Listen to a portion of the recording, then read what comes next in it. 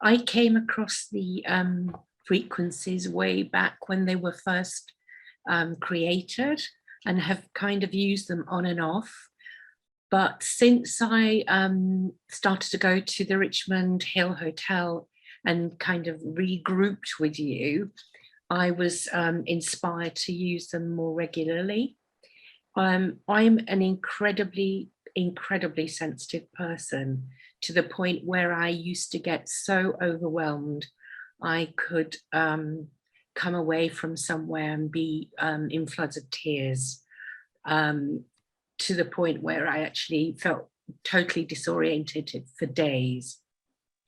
And since I've been using the frequencies, I'm still highly sensitive, but I don't get knocked about the way I used to.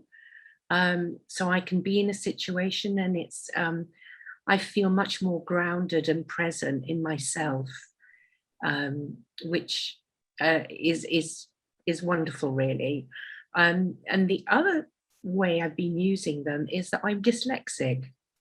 And I've struggled with my dyslexia for years, having been branded stupid and must try harder, you know, is away with the fairies, all those horrible messages that we were given at school.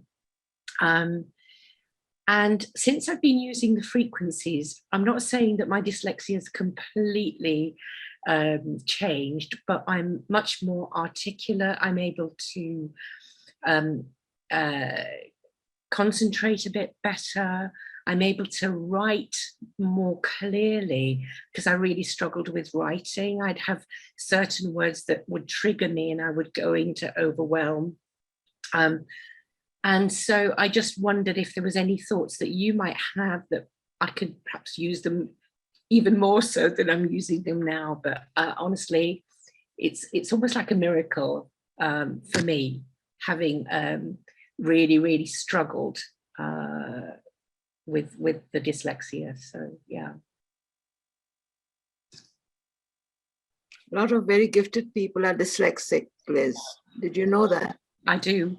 I made a film about a few famous people being dyslexic. Yeah, I think what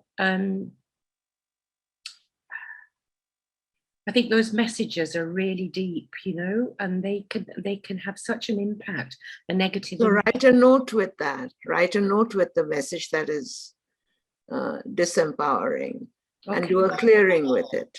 Yeah. You know, it doesn't have to hang in there for you.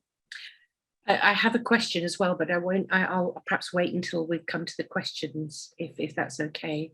But again, it's something that I've used the frequencies on, about clearing ancestral patterns with both my mother and my father.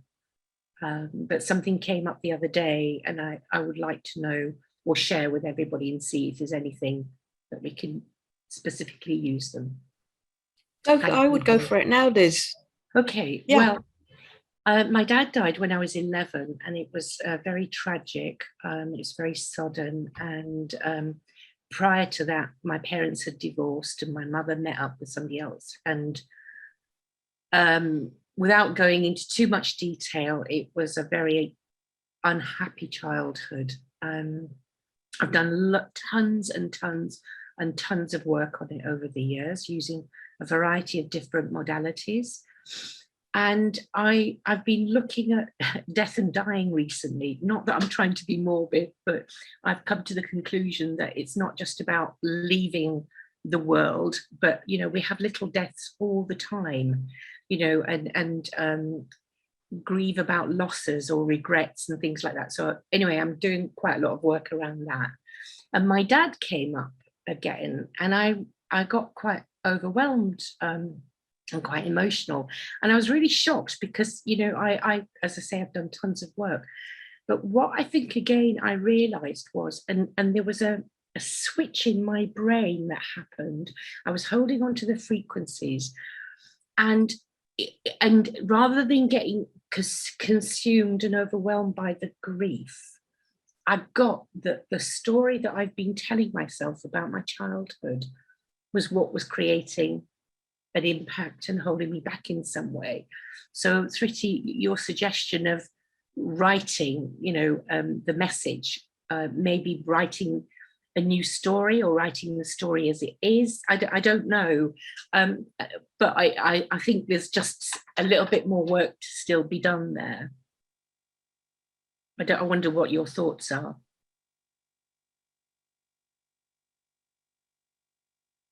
Yeah, do a clearing. For us, the clearings work beautifully with the thought, or it doesn't have to be. It doesn't mean there's only one way to do a clearing, or there's only one note. These are nuanced topics, so go with the nuance, with your feeling self, and try and define it as clearly as possible. Mary, do you have anything to add? Yes. So Liz, there are many different types of clearing, but there are two kind of categories, if you like. One is to write a note with something that has been a challenge.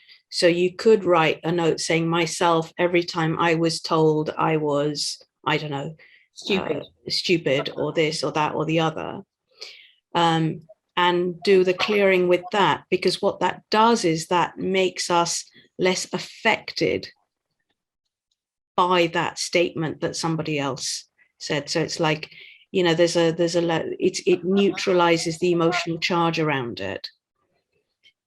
So anything that's a challenge, or when, every time I felt stupid, or every time I was told I was stupid, or this, and you could also write, so myself, every time I was told I was stupid, and all the consequences of that, and all that it cost me. That could be a note that you could write, because then you're covering everything that you were told, and also the effects and the cost, because there's always a cost to these things. So that's one aspect of doing clearings, is to become unaffected and to neutralize the toxic emotional charge around certain issues. Another way to do clearings is to write an affirmation statement. So for instance, you could, so that's the other side of the coin. It's the same coin, but it's the other side. So you could write something like, and this is a statement we use in the system, which is, I am a great soul and can never be diminished. Now, when we've done a lot of work on ourselves and come to certain realizations, a lot of us would, really resonate with that statement. And there are parts of us that will go, oh, I don't think that's right. What a load of rubbish. So in that case, when we're writing an affirmation and doing a clearing with an affirmation, it's not about neutralizing the charge. It's actually allowing us to come more in alignment with that statement. Yeah, got it.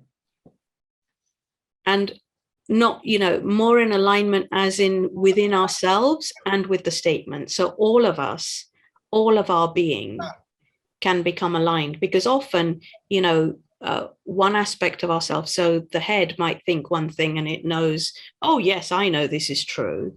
On the other hand, there are other parts of us, programming from the subconscious that's going, what a load of rubbish that is. So it's about really bringing everything into alignment and a new balance and a new integration.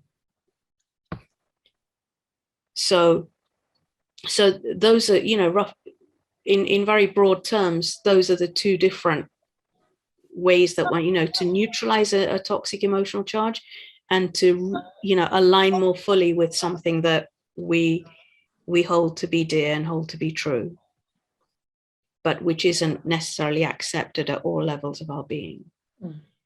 So I hope that's helpful. Yeah, no, great. Thank you very much indeed. Thank you. And I just want to say how articulate you sound when you speak.